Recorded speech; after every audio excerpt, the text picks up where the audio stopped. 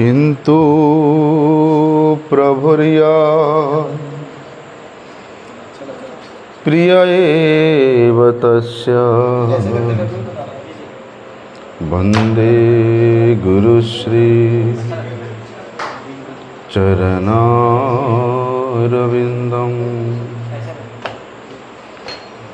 वाञ्छाकल्पतरुर्भ्यश्च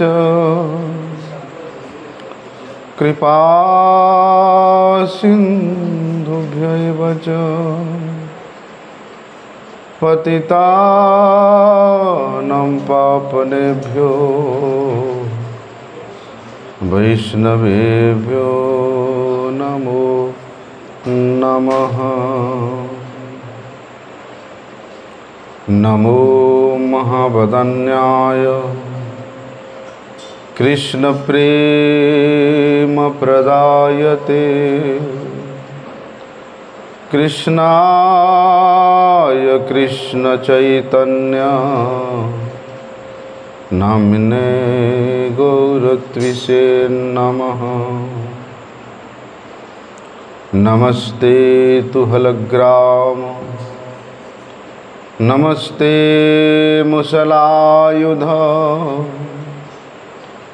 नमस्ते रेवतीकांत नमस्ते भक्तवत्सल नमस्ते बलिनाम श्रेष्ठ नमस्ते धरणीधर प्रलंबारे नमस्ते तु त्राहि मां कृष्ण पूर्वज। भुजे सव्य वेणुं शिरसि शिखिपिच्छं कटितटे दुकूलं नेत्रान्ते सहचरी कटाक्षं च विदधते सदा श्रीमद्वृन्दावनवसति लीला परिचयो जगन्नाथ स्वामी नयनपथगामी भवतु मे। हे कृष्ण करुणा सिंधु दीनबंधो जगतपते गोपेश गोपिकाकांत राधाकांत नमस्तुते। तप्तकांचन गौरांगी राधे वृंदावनेश्वरी वृषभानुसुते देवी प्रणमामि हरिप्रिये। वन्दे नन्दव्रजस्त्रीणां पादरेणुमवीक्ष्णसः यशां हरिर्कथोद्गीतं पुनाति भुवनत्रयं। भक्त्या विहीनमपराधलक्ष्ये क्षिप्ताश्च कामादि तरंगमध्ये कृपामयि त्वां शरणं प्रपन्नं वृन्दे नमस्ते चरणारविन्दम्। पतित पावन परम करुणामय परम आराध्यतम श्री गुरुपाद पद्म नित्यलीला प्रविष्ट विष्णुपाद परमहंस श्री शिल भक्ति वल्लभ तीर्थ गोस्वामी गुरु महाराज जी के श्री अभय चरण कमल में अनंत कोटि साष्टांग दंडवत प्रणाम करते हुए उनकी अहेतु की कृपा प्रार्थना करता। परम आराध्यतम शिक्षा गुरुपाद पद्म नित्य लीला प्रविष्ट विष्णुपाद परमहंस शिल भक्ति विज्ञान भारती गोस्वामी महाराज के चरण कमल में अनंत कोटि साष्टांग दंडवत प्रणाम करते हुए उनकी अहेतु की कृपा प्रार्थना।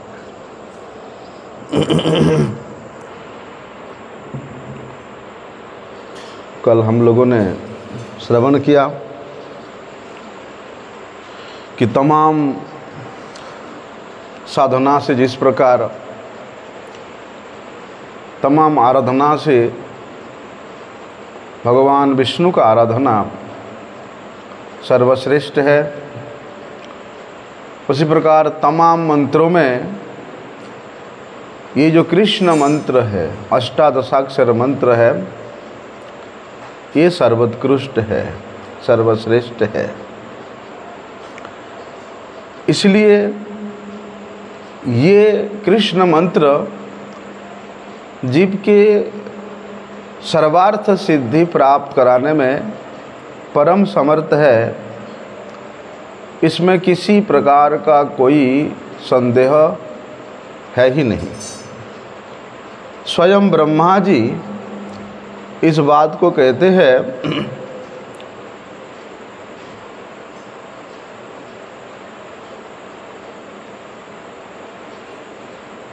कि जब सृष्टि हुआ, सृष्टि के प्रारंभ में भगवान क्षीरोदक साई विष्णु के नाभि कमल से ब्रह्मा जी प्रकट होते हैं। किस प्रकार से प्रकट होते हैं? नाभि कमल से। वे जो क्षीरोदक सागर है, उस क्षीरोदक सागर के ऊपरी भाग जो है वो है ब्रह्मलोक, और उसके नीचे भी जितना लोक है ये सब उस क्षीर सागर के मध्य में है। अर्थात वो जो कमल पुष्प का जो नाल है वो कितना योजन परिव्याप्त है, उसका कल्पना करना भी संभव नहीं है। इसलिए ब्रह्मा जी उस कमल के ऊपर प्रकट तो हुए, लेकिन कहाँ से प्रकट हुए, क्यों प्रकट हुए, ये उनको पता नहीं था। इसलिए उन्होंने अपनी प्राकट्य स्थल का अनुसंधान करने के लिए उस कमल पुष्प के नाल के अंदर प्रवेश किया और भगवान विष्णु के नाभि तक वे कई बार उनका आगमन और प्रस्थान हुआ, लेकिन फिर भी वे अपने उद्गम स्थल का पता नहीं लगा पाया।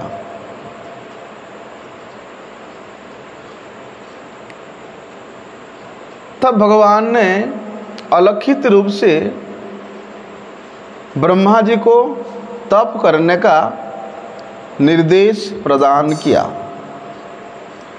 उस तप के माध्यम से ब्रह्मा जी जब भगवान श्री कृष्ण के पाद पद्म में प्रणत होते हैं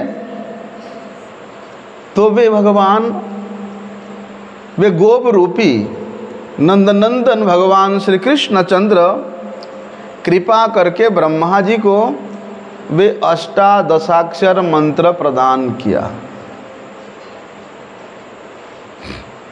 ये स्वयं ब्रह्मा जी बोलते हैं कि मैं जब प्रणत हुआ नंदनंदन श्री कृष्ण के पाद पद्म में, तब वे कृपा करके मुझे ये अष्टादशाक्षर मंत्र प्रदान किया था।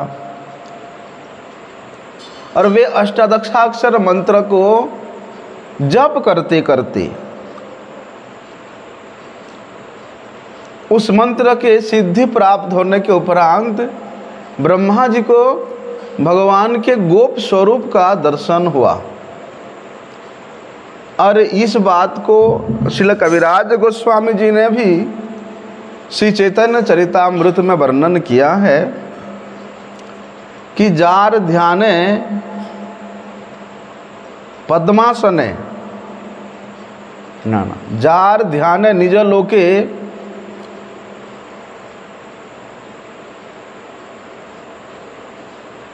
जार ध्यान निज लोके करे पद्मासन, अष्टादशाक्षर मंत्रे करे उपासन। ब्रह्मा जी ध्यानस्थ होकर के क्या करते हैं, वे अपनी ब्रह्मलोक में पद्मासन, पद्मासन मतलब ब्रह्मा जी का एक नाम है पद्मासन, पद्म जिनका आसन है वे पद्मासन है। वे क्या ध्यान करते हैं, ये अष्टादशाक्षर श्री कृष्ण मंत्र का ध्यान करते हैं। ये मंत्र के द्वारा वे भगवान ब्रजेंद्र नंदन श्री कृष्ण चंद्र का उपासना करते हैं। ऐसा इसलिए ये अष्टादशाक्षर मंत्र स्वयं भगवान श्री कृष्ण चंद्र ब्रह्मा जी को कृपा करके प्रदान किया। ब्रह्मा जी ने यही मंत्र परंपरा क्रम से अपने पुत्र और अपने शिष्य श्री नारद जी को प्रदान किया। नारद जी ने यही मंत्र को व्यासदेव जी को प्रदान किया, व्यासदेव जी ने मध्वाचार्य जी को प्रदान किया। इसी क्रम से, परंपरा क्रम से यही मंत्र आते आते आते आते श्री चैतन्य महाप्रभु जी तक आया और श्रीमन महाप्रभु जी ने अपने अनिगत जन को यही मंत्र प्रदान करके ये परंपरा वर्तमान हमारे श्री गुरुपाद पद्म तक परंपरा क्रम से पहुंचा है। इसलिए जिस मंत्र का नित्य निरंतर स्वयं ब्रह्मा जी उपासना करते हैं, हमारे गुरुजनों ने कृपा करके वही ब्रह्मा जी के उपासना का मंत्र हम लोगों के लिए सुलभ कर दिया है। इसलिए कितने सौभाग्यशाली है हम लोग कि इतना दुर्लभ मंत्र जो कि स्वयं भगवान श्री कृष्ण कृपा करके प्रदान किया है, वे मंत्र श्री गुरुपाद पद्म हम लोगों को प्रदान किए हैं। इसलिए हरि भक्ति विलास में भी इस प्रकार विचार वहाँ मिलता है कि ये जो अष्टादशाक्षर मंत्र है, ये सभी प्रकार के मंत्रों से अधिक शक्ति रखने वाली है, अधिक वीर्यशाली है। इसलिए इस मंत्र के साथ समतुल्य करने वाला दूसरा कोई मंत्र है ही नहीं। क्यों? क्योंकि ये मंत्र सर्वार्थ साधक है, सभी प्रकार के साधनाओं के फल को प्रदान करने वाला है। अर्थात जीव का, साधक का जो वांछित फल है, जो इच्छित फल है, उसको प्रदान करने वाला है। और बोलते हैं मोक्ष प्राप्त करने का एकमात्र ये साधन है।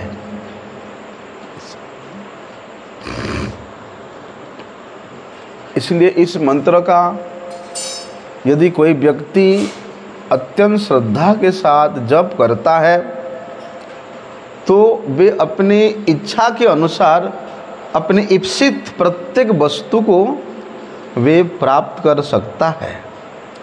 इसलिए इस मंत्र को जप करने में सभी का अधिकार है। क्या गृहस्थ, क्या सन्यासी, क्या वानप्रस्थी, क्या ब्रह्मचारी, क्या पुरुष, क्या स्त्री, ऐसे कि शूद्र तक भी ये मंत्र जप करने का अधिकार है। लेकिन ये मंत्र में दीक्षित होने के उपरांत ये सब विचार नहीं रहता है। ये मंत्र प्राप्त करने के उपरांत भी यदि व्यक्ति का इस प्रकार का अभिमान रहे कि हम तो गृहस्थ है, हम तो ब्राह्मण है, हम तो ब्रह्मचारी है, हम तो शूद्र है, इस प्रकार का भाव यदि रहे, फिर तो ये मंत्र साधना करने के योग्य वे नहीं होता है। इसलिए श्रीमन महाप्रभु जी ने सभी प्रकार के उपाधियों से विनिर्मुक्त होकर के ही और केवल मात्र वृंदावन के जो गोपीगण हैं उनके दासों के दासों के दास के रूप में अपना परिचय को अनुभव करने वाले जो महात्मा जन है, बोलते वही लोग ही ये अष्टादशाक्षर मंत्र का उपासना कर सकते हैं।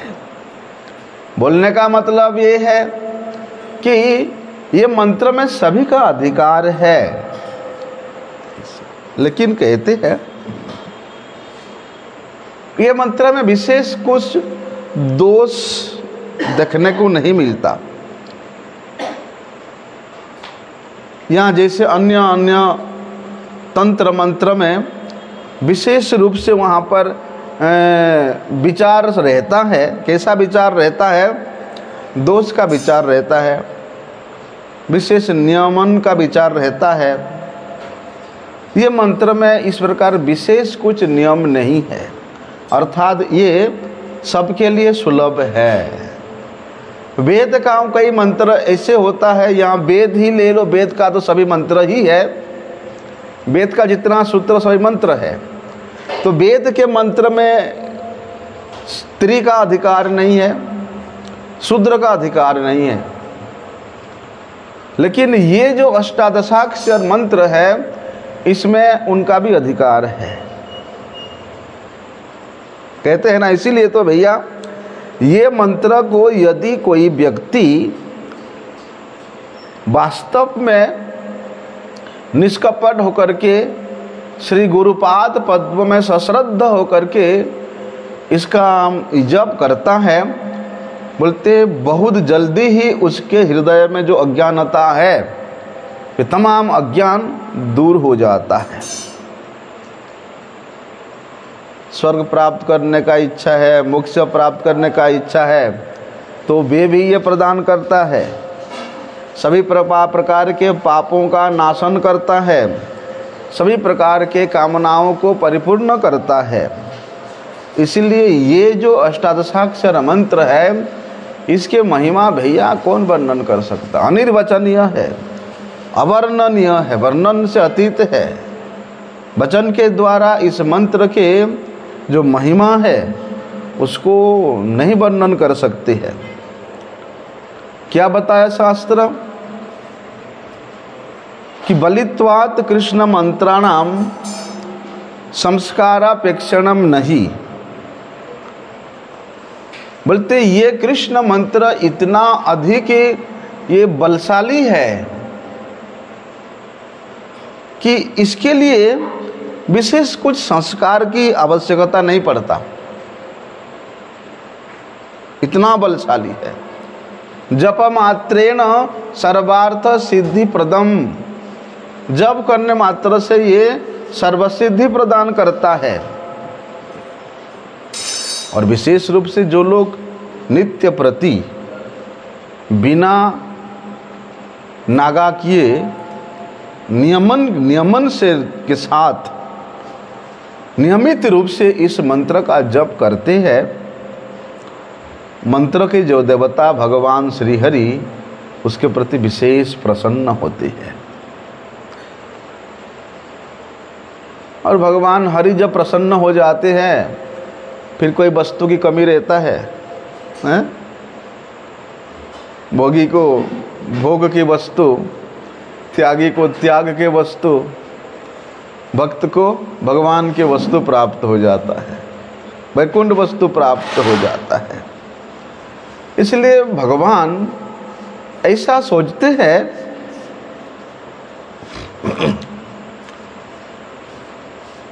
कि जो व्यक्ति ये मंत्र के आराधना करता है या इस मंत्र को जब परायण होकर के जप करता है, वो व्यक्ति मेरा अत्यंत प्रिय है। भगवान के उक्ति है ये। इसलिए इस मंत्र जप के विषय में श्री सनातन गोस्वामी पाद बृहद भागवतामृत में वर्णन करते हैं कि ये मंत्र जगदीश्वर को साधन करने वाला है, अर्थात भगवान जगत ईश्वर को भी ये आकर्षण करने वाला है। साधक मतलब उसको अपनी कर लेने वाला है। ये मंत्र जो व्यक्ति जप करता है और भगवान के प्रसाद को, भगवान के कृपा को प्राप्त कराने वाला होता है। इसलिए निर्देश क्या है? ये मंत्र को अत्यंत आदर के साथ, यत्न के साथ जप करना। किस प्रकार से? जिस प्रकार हम लोग भगवान के सेवा को बड़े यत्नों के साथ करते हैं, ये मंत्र के जप को ही भगवत सेवा समझ करके, भगवान के निजी अंतरंग सेवा समझ करके इस मंत्र का जप करना चाहिए। यदि सख्य रस के भक्त है, इस मंत्र के जप के द्वारा उसको सख्य रस की प्राप्ति होगा। यदि मधुर रसाश्री भक्त है तो यही मंत्र उसको मधुर रस का आस्वादन कराएगा। यदि शांत रस का भक्त है तो यही मंत्र उसको शांत रस का आस्वादन कराएगा। इसलिए इस मंत्र जप को ही भगवान का सेवा समझ करके, भगवत सेवा समझ करके इसको जप करना चाहिए, आराधना करना चाहिए। लेकिन सबसे पहले बात यह है कि भैया गुरु वाक्य में विशेष रूप से विश्वास होना चाहिए। यदि गुरु वाक्य में विश्वास नहीं है कि मेरे गुरुजी ने बोल दिया यही मंत्र गया जप सबे करिया निर्बंध, कि इस मंत्र को निर्बंध के साथ, नियमित रूप के साथ जप करोगे तो इसी से तुम्हारा सर्वार्थ सिद्धि प्राप्त हो जाएगा। गुरुजी ने ऐसा आदेश देकर, ऐसा वचन देकर के मुझे ये मंत्र प्रदान किया है। तो गुरुजी के वो वाणी को परिपूर्ण रूप में विश्वास करके यदि हम इसका आराधना करेंगे, उसके बाद ही ये मंत्र का जो वास्तविक स्वरूप है और इस मंत्र जप के द्वारा जो वास्तविक आनंद की अनुभूति होती है तभी होगा। यदि गुरुवाणी में विश्वास नहीं तो इसका अनुभूति भी नहीं हो सकता है। और बोलते हैं मंत्र जप का सबसे श्रेष्ठ विधि तो यही है। जितना भी विधि है उन तमाम विधियों में सर्वश्रेष्ठ विधि है कि गुरु वाक्य में सुदृढ़ विश्वास होना। सबसे श्रेष्ठ विधि है ये।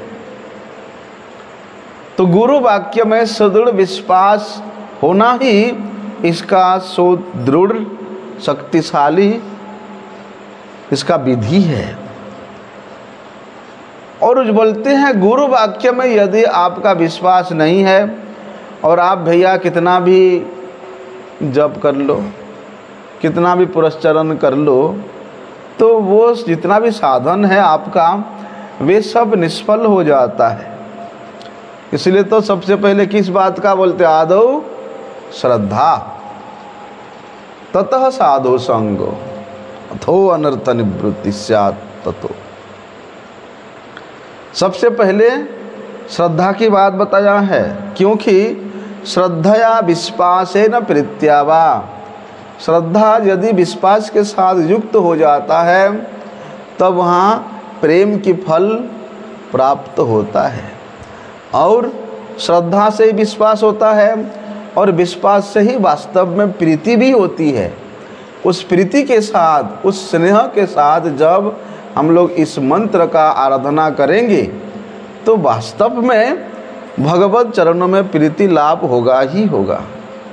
इसलिए शास्त्र हम लोगों को विशेष रूप से निर्देश देते हैं कि सिद्ध मंत्रो अपि पूतात्मा त्रिसंध्याम दीपम अर्चयेत। इसलिए भैया जो मंत्र सभी मंत्रों में श्रेष्ठ है, सर्वार्थ सिद्धि प्रापक है, भगवान को भी अधीन करने वाला है, वो मंत्र को गुरु वाक्य में विशेष रूप से सश्रद्ध होकर के त्रिसंध्या जप करना चाहिए। अर्थात देवम अर्चयेत, ये जो मंत्र है देव स्वरूप है, ये साक्षात कृष्ण स्वरूप है। इसलिए त्रिसंध्या एक दिन में 3 बार इस मंत्र के द्वारा देव का अर्चन करना चाहिए, अर्थात ये मंत्र का जप करना ही अर्चन है ऐसा। क्योंकि नियमैक संध्याम वा जपेत अष्टोत्तरम शतम, ये नियम है इस प्रकार से जप करने का। लेकिन विशेष रूप से निर्देश भी दिया है, न कदाचित जपम त्यजेत, एक दिन भी आपको इस जप को त्यागना नहीं चाहिए। किसी प्रकार से कैसी भी स्थिति में हो, आपको एडजस्ट करके मंत्र जप करना ही चाहिए। कई बार क्या होता है, प्रोग्राम होता है, अरे आज तो 10 बज गया 11 बज गया आज, और क्या जप करना छोड़ देते हैं। तो भैया उससे पहले जप करके जाओ। आज थोड़ा मेरा तबीयत ठीक नहीं है, छोड़ देते हैं आज, फिर कल जप लेंगे। नहीं, कैसी भी स्थिति हो, बोलते प्रयास करना चाहिए कि नियमित रूप से नित्य प्रति इस मंत्र का जप करना चाहिए। और जिन लोगों का मंत्र में सिद्धि प्राप्त हो गया है, ऐसे जो मुक्त पुरुष गण है, वे मुक्त पुरुष भी पवित्र होकर के त्रिसंध्या जप करेंगे। उन मुक्तों के लिए भी निर्देश है। ऐसे नहीं कि तुम मंत्र में सिद्धि प्राप्त कर लिया या तुम मुक्त हो गया है तो तुमको मंत्र के जप छोड़ देना चाहिए, नहीं हैं। मुक्तानाम अपि सिद्धानाम, बोलते सिद्धि प्राप्त करने वाला व्यक्ति हो, मुक्ति प्राप्त करने वाला व्यक्ति हो, बोलते उसको भी भगवान के ये मंत्र अपनी ओर आकर्षण करता है। इसलिए उन लोगों के लिए भी इसको त्रिसंध्या जप करने का विधान बताया है। जब मुक्त व्यक्ति के लिए इस प्रकार करने का विधान है, फिर जो लोगों ने पंचरात्रि विधि विधान के अनुसार श्री गुरुपाद पद्म से दीक्षा प्राप्त किए हैं, श्री गुरुपाद पद्म से ये मंत्र को प्राप्त किए हैं, ऐसे साधक के लिए तो भैया ये कंपलसरी हो जाता है कि बड़े आदर के साथ उन लोगों को त्रिसंध्या जप करना चाहिए। क्या होता है,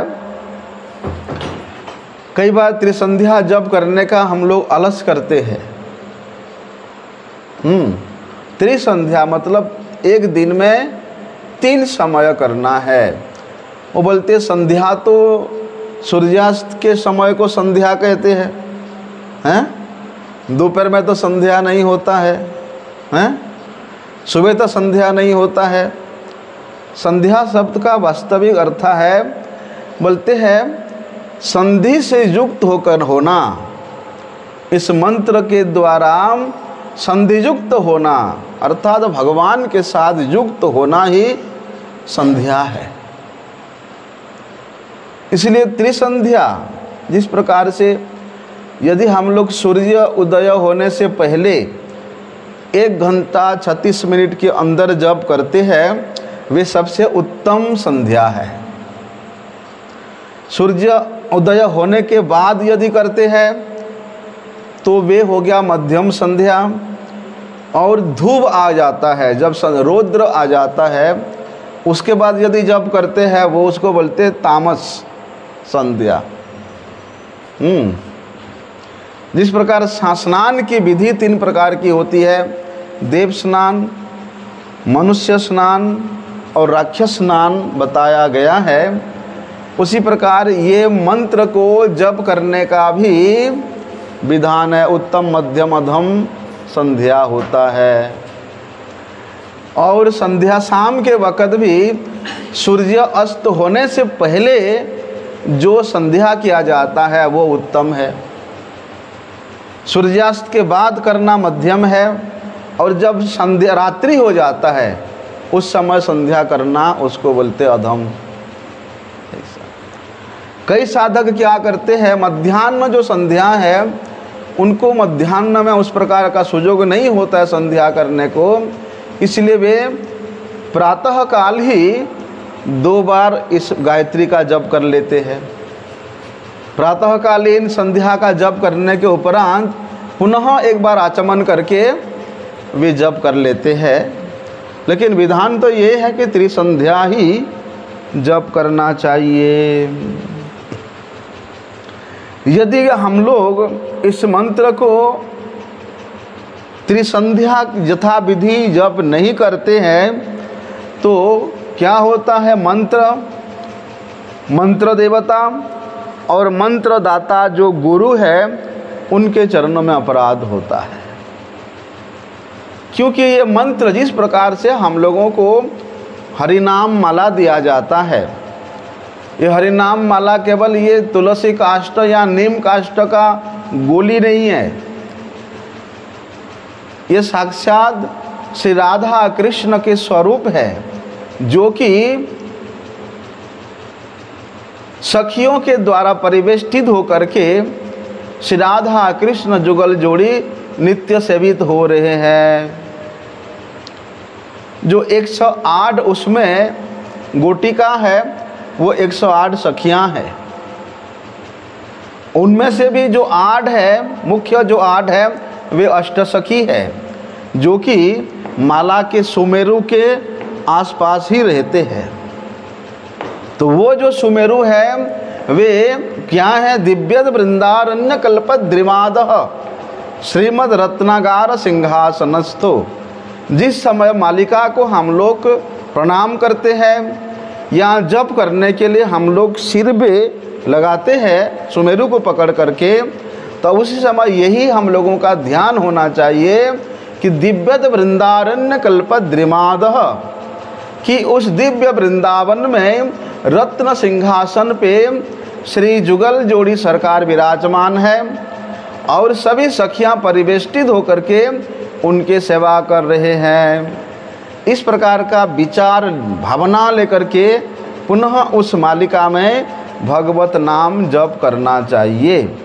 बोलते ठीक उसी प्रकार यदि हम लोग मालिका में जप नहीं करते या भगवत नामात्मक ये जो माला है इसको हम लोग 1 दिन 2 दिन जप नहीं करते तो उनका सेवा नहीं होता है, उनका उपवास हो जाता है।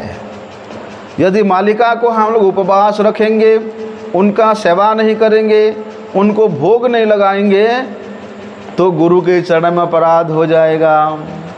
और ये माला को भोग लगाना, माला को श्रृंगार करना, माला को स्नान कराना, माला का जो अर्चन करना है ये केवल मात्र भगवत नामात्मक मंत्रों के द्वारा ही होता है। भगवान के नाम का जप करने से ही वे राधा कृष्ण स्वरूप माला का अर्चन हो जाता है, पूजन हो जाता है।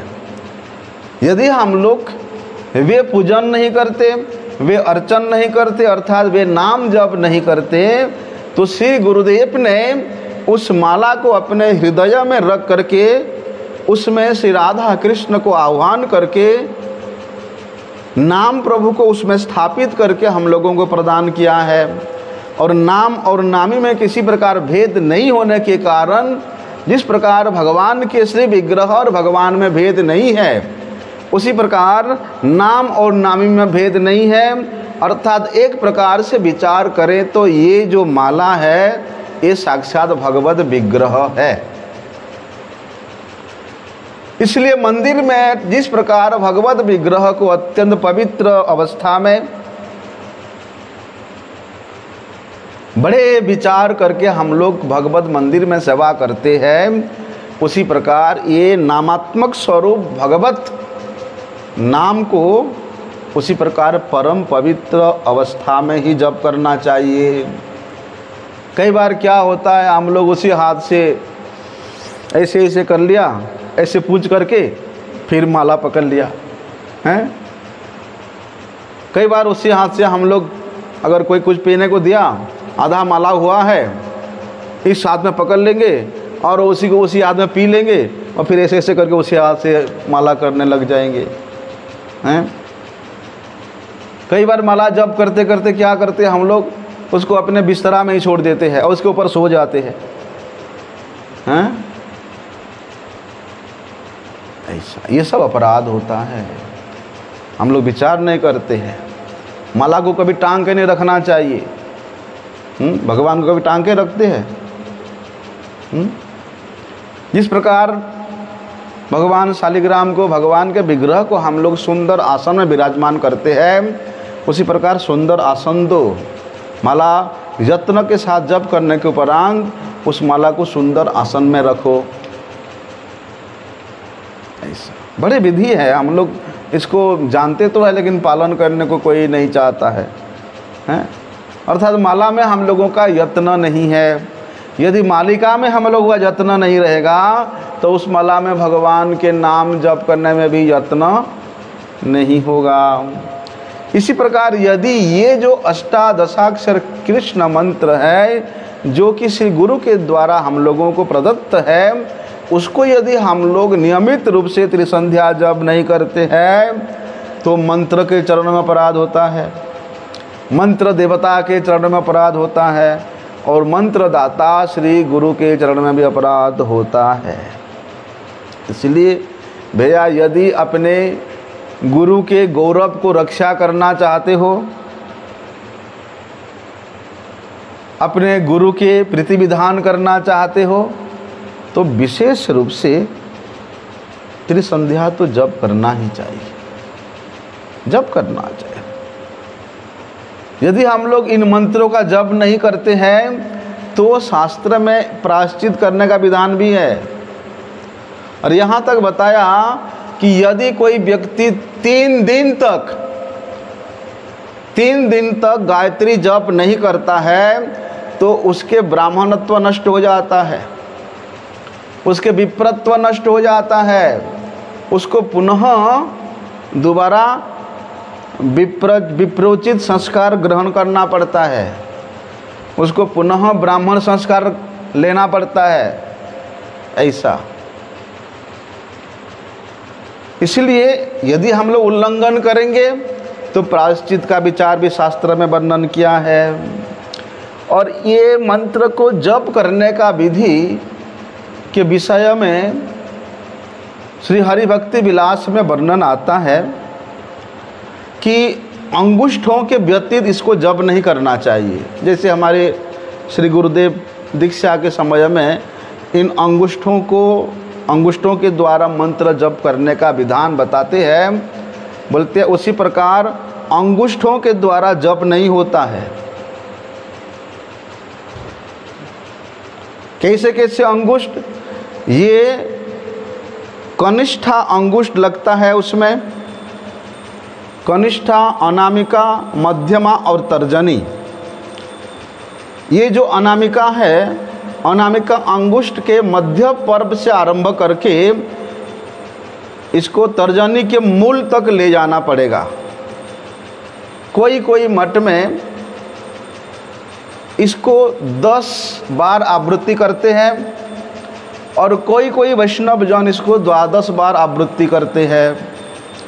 यदि हम लोग 10 बार आवृत्ति करेंगे तो इसको ये अनामिका के मध्यम पर्व से आरंभ करके मध्यमा के केवल एक ही पर्व आएगा, जो मूल पर्व है वहाँ से आकर के ये तर्जनी के मूल पर्व तक समाप्त होगा।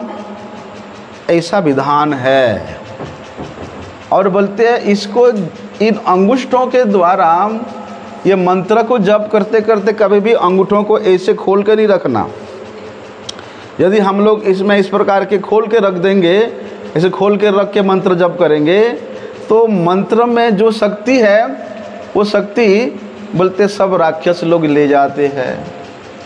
और हम लोग जिस आसन में बैठ कर के इन मंत्रों का जप करेंगे वे आसन ऐसा होना चाहिए जिससे कि आपके शरीर का कोई अंग, आपके वस्त्र का कोई अंश आसन से बाहर ना हो।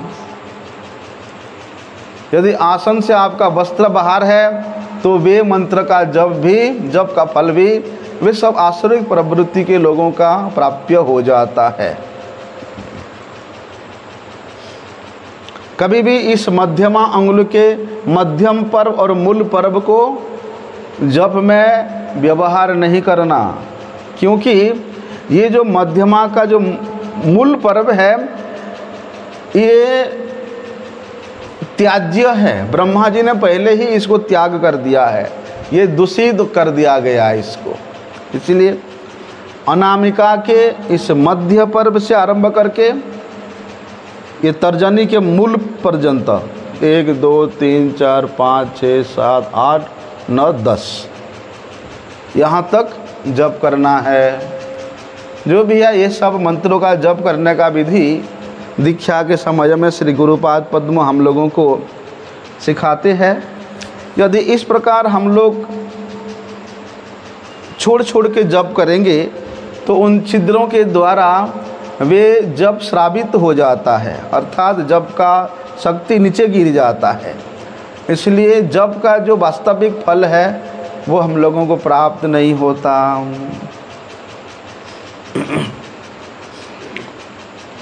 और एक विशेष नियम है कि हम लोग क्या करते हैं, ये अंगुष्ठा के अग्रभाग में जप करते हैं, ऐसे करके कर लेते, ऐसे नहीं। ये अंगुष्ठा को इस प्रकार के लगाना चाहिए।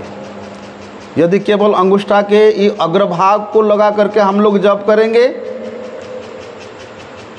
तो आपके जप निष्फल हो जाएगा। या आप सुमेरु को लंघन करके, जिस प्रकार से हम लोग मालिका में, भगवत नामात्मक मालिका में सुमेरु को लंघन करके यदि जप करेंगे तो वो जप का कोई भी फल नहीं मिलेगा, निष्फल हो जाएगा। इसलिए मालिका में जप करने से जिस प्रकार से जा कर के फिर सुमेरु से वापिस आना पड़ता है, सुमेरु को लंघन नहीं करना पड़ता है, बोलते उसी प्रकार यदि हम लोग विधि विधान को नहीं मानेंगे तो जप करने का जो एक वास्तविक फल है उसी से हाथ धोना पड़ेगा। और क्या बताते हैं, कई बार क्या करते हैं हम लोग, धोती पहन लेते हैं और टी शर्ट पहन लेते हैं, टी शर्ट के अंदर ऐसे हाथ को घुसा करके जप कर लेते हैं। नहीं, गला वस्त्र के बिना जप होता ही नहीं है। और ये जप कभी भी ये जनेऊ को ये वस्त्र के नीचे से निकाल करके नहीं लाना चाहिए, इसको यहाँ से निकालना चाहिए, तब जाकर के वास्तविक जप होता है। जप करने के समय में कभी भी दूसरा चिंता नहीं करना और मंत्र के विषय में ही चिंतन करते रहना। और ये मंत्र को कभी भी किसी के निकट प्रकाश नहीं करना। गुरु प्रदत्त ये जो गायत्री मंत्र अष्टादशाक्षर मंत्र है, कभी भी किसी को बोलना नहीं।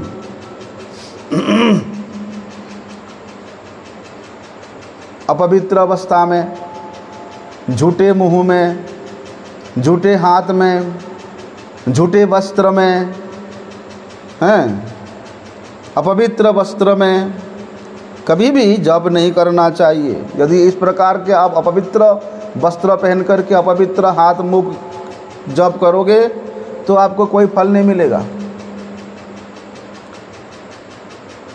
ऐसे कि हरिनाम भी, भगवान का नाम भी कभी झूठे मुख में नहीं करना चाहिए। चाहे आप जल भी पान करो, जल पान करने के उपरांत भी मुंह झूठा होता है। किंचित वस्तु आप कुछ भी खाओ, थोड़ा सा एक मूंगफली का दाना पड़ा खा लेता हूँ, जप करता रहूँ, हैं? नहीं, बोलते इस प्रकार झूठे मुंह में हरिनाम भी जप करोगे तो भी वो निष्फल होगा। इस विषय में लंबा लंबा कहानी हमारे पुराणों में वर्णन है। मैं तो केवल उदाहरण का एक संक्षिप्त मात्र बोल रहा हूँ। ऋषि मुनियों के समय में ऐसे कई उदाहरण हुआ है कि झूठे मुंह में वे शिष्य जंगल में जाते जाते किसी फल वृक्ष के नीचे बैठा और उसी समय दैवात एक फल, छोटा सा फल उनके सामने गिरा और वे फल खा करके वो मुंह को कुल्ला नहीं करके वे एक भक्ता का दर्शन करने जा रहे थे। वो भक्ता भी कौन है? वे एक रानी है, लेकिन भगवान के परम प्रिय भक्त है। देखो, झूठे मुंह में जाने के कारण उनको उस देश के रानी का दर्शन नहीं हुआ, वापिस आ गया। गुरुजी पूछे तुमने झूठा मुंह में गया था, याद करो। वो बोलते नहीं गुरुजी, मैं तो झूठा नहीं किया, याद करो ढंग से। वो बोलते हाँ, वहाँ पर एक छोटा सा फल मुंह में डाल दिया था, खा लिया था। बोलते तुम आचमन करके जाओ, पुनः जाओ, दर्शन होगा। ऐसा बड़े विधि विधान है, हम लोग पालन नहीं करते हैं इसको, लेकिन करना चाहिए। क्या बताया है, यदि हम लोग संसार का चिंता करते करते या और कुछ कल्पना परिकल्पना करते करते मंत्र जप करेंगे तो भी मंत्र में कभी सिद्धि प्राप्ति नहीं होगा। अब विशेष रूप से देखना, भगवान का परीक्षा ऐसे होता है कि भैया जब हम आसन लगा करके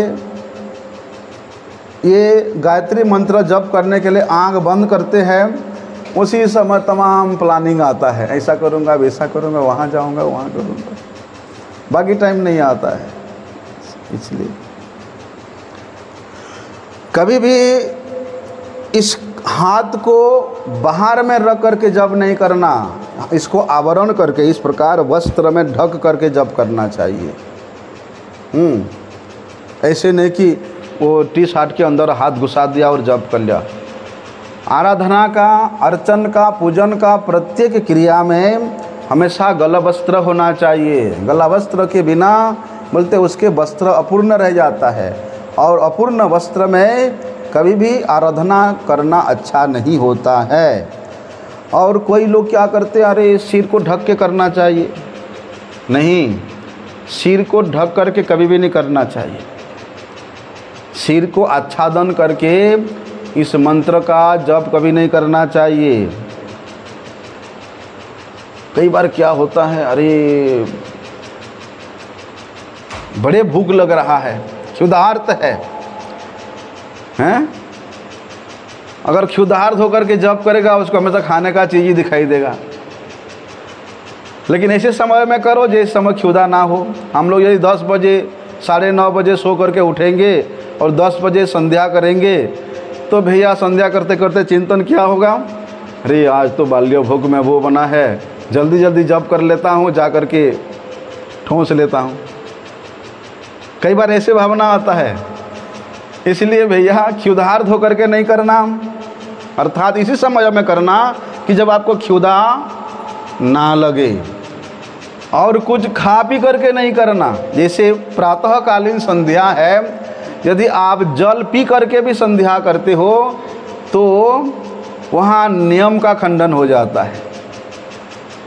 जिस प्रकार बिना कुछ खाए ठाकुर जी का पूजा किया जाता है, उसी प्रकार ये गायत्री मंत्र, कृष्ण मंत्र का जप, ये अष्टादशाक्षर मंत्र का जप भी बिना कुछ खाए करना चाहिए। अन्य मना होकर के नहीं करना, बिना आसन के कभी जप नहीं करना। मैंने देखा, विशेष रूप से इस्कन में देखा मैंने कि ब्रह्मचारीगण वहीं संध्या आरती होता है और वहीं पर नीचे फर्श में बैठ कर के जप करने लग जाते हैं। आसन के बिना बैठ के जप करने लग जाते। बिना आसन का कभी जप नहीं करना चाहिए, कभी खड़ा होकर के जप नहीं करना चाहिए, कभी अंधेरे कमरे में बैठ करके जप नहीं करना चाहिए, और दूसरों को दिखा करके प्रकाश्य भाव से भी जप नहीं करना चाहिए।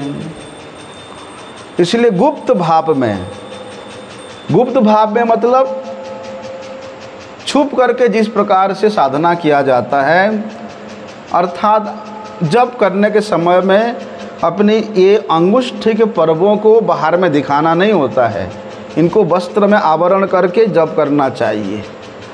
ना तो बहुत जल्दी जल्दी जप करना चाहिए, ना धीरे धीरे जप करना चाहिए। हैं? धीरे धीरे जप करोगे तो नींद आ जाएगा, इसलिए निषेध है। धीरे धीरे भी जप नहीं करना, मतलब धीरे धीरे मतलब अति धीरे, और अति द्रुत गति में भी नहीं जप करना चाहिए। हैं? यदि आप अति कम भी जप नहीं करना चाहिए और अधिक से अधिक भी जप नहीं करना चाहिए। नित्य प्रति जितना आपका शक्ति है और समसंख्या में युक्त होकर के जप करना चाहिए कि भैया मुझे नित्य प्रति गुरुजी ने इतने संख्या प्रदान किया इसलिए इतनी संख्या में मैं जप करूँगा। नित्य प्रति उसी संख्या में, विशेष रूप से ये मंत्र अष्टादशाक्षर मंत्र की साधना की बात हम लोग यहाँ कर रहे हैं, उसको जप करना चाहिए।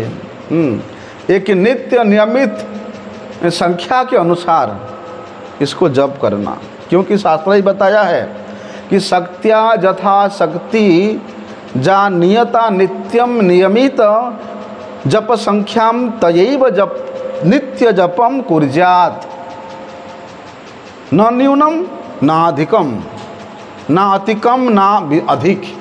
जितना आपका संख्या है उसी संख्या से इस अष्टादशाक्षर मंत्र को जप करना। जपम कुर्यात् दिने दिने। शास्त्र में तो ऐसे कई सारी बातें हैं कि गुरु संतोष मात्रेण मंत्र सिद्ध्यर्थम ध्रुवम, कि भैया यदि गुरु को अप्रसन्न करके आप मंत्र साधना करोगे तो उस मंत्र में कभी भी सिद्धि प्राप्त नहीं करोगे। गुरु प्रसन्नता ही मंत्र सिद्धि प्राप्त करने का मूल मंत्र है। इसलिए क्या करना, तत्व मंत्र सिद्ध्यर्थम गुरुम संपूजयेत तो सहेत। इसलिए गुरु का सेवा बड़े ही आदर के साथ करना, गुरु तोषण करने के लिए, गुरु पूजन करने के लिए गुरु सेवा विशेष रूप से करना। और एवं मंत्र सिद्धि स्या देवता च प्रसिद्धति। यदि गुरु प्रसन्न हो जाते हैं तो भैया इस मंत्र के देवता भी प्रसन्न हो जाएंगे। और विशेष रूप से ध्यात्वा देवतारूपम गुरुम, कि भगवान ही तो गुरु रूप में प्रकट हुए हैं, उस देवता रूप गुरु को भी ध्यान करना और मंत्रदाता गुरु को भी ध्यान करना।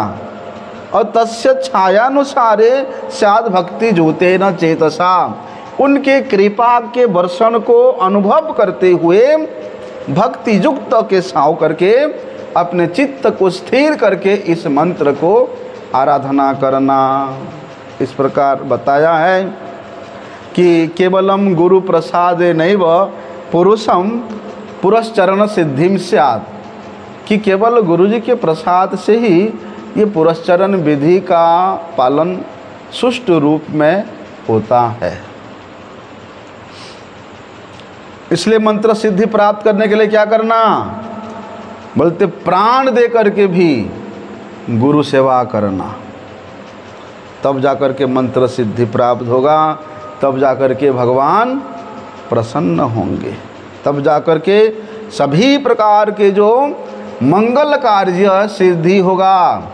अर्थात सभी प्रकार के मंगल कार्य के मूल में क्या है, गुरु है, गुरु प्रसन्नता है। इसलिए भक्ति युक्त चित्त से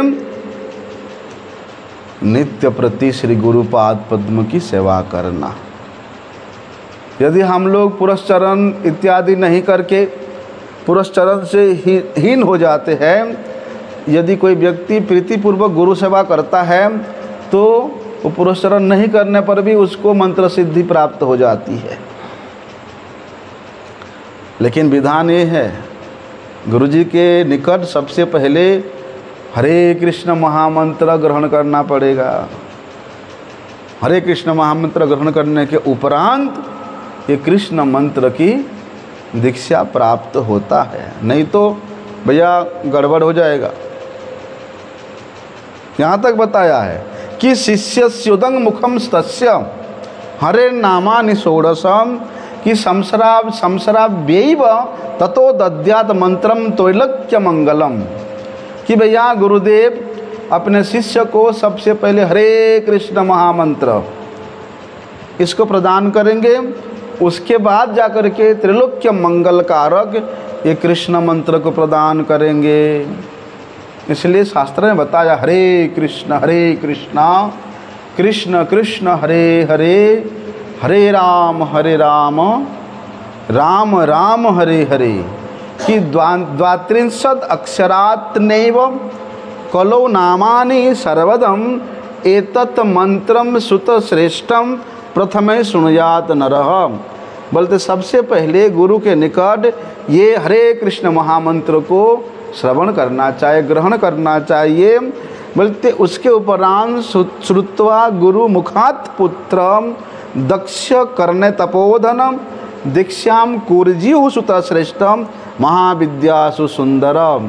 उसके उपरांत गुरुजी बोलते ये जो अष्टादशाक्षर दीक्षा मंत्र है उसको शिष्य को श्रवण कराते हैं। इसलिए क्या करणीय है? सबसे पहले गुरु मंत्र जो दीक्षा प्राप्त होता है, सबसे पहले गुरु मंत्र, फिर गुरु गायत्री, फिर गौर मंत्र, फिर गौर गायत्री, इस प्रकार जप करने का विधान है। उसके बाद जाकर कृष्ण मंत्र और कृष्ण मंत्र के उपरांत काम गायत्री जप करना, ये शास्त्र का विधि है। इसलिए भगवान स्वयं क्या कहते हैं? प्रथम मंत्र गुरुम पूज्य ततश्चैव ममार्चनम कुर्बन सिद्धिमवाप्नोति अन्यथा निष्फलम भवेत्। कि भैया गुरु का सबसे पहले गुरु पूजा छोड़ करके, गुरु आराधना छोड़ करके, गुरु मंत्र का जप छोड़ करके यदि आप सीधे कृष्ण मंत्र जप करने लगोगे तो निष्फलम भवेत्, आपके मंत्र साधना निष्फल हो जाएगा, आपकी देव पूजन निष्फल हो जाएगा। इसलिए क्या करना भैया? सबसे पहले गुरुदेव का पूजा करना, उसके अनंतर भगवान का पूजा करना, तब जाकर के आपको सिद्धि प्राप्त होगा, नहीं तो निष्फल हो जाएगा। ऐसा कई सारे विधि विधान शास्त्र में वर्णन है।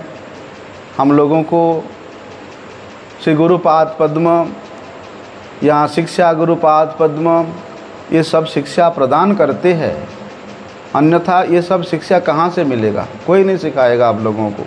सब लोग रसिक भक्त है कि भागवत कथा भागवत कथा, भागवत रस का आस्वादन कराने के लिए सब लालायित है, रासलीला आस्वादन कराने के लिए सब लालायित है।